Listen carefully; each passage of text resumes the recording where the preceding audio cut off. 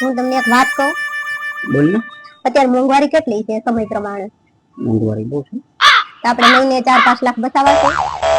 4-5 લાખ રૂપિયા તો બસાવવા જોઈએ. પેલા મારું સાંભળશો તમે? બોલ ને. આપણે લંડન જવાનો પ્લાન કરી દે.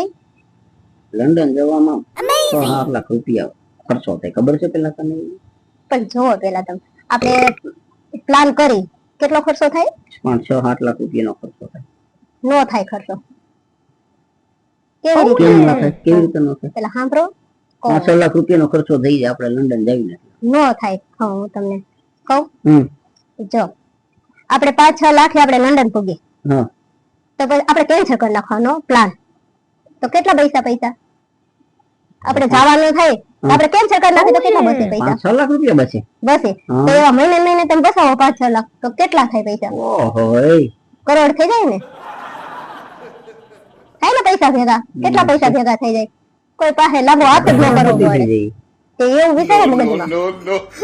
એમ ઈ કરો, હું એમ જ કહું. 5-6 લાખ રૂપિયા બચતા હોય.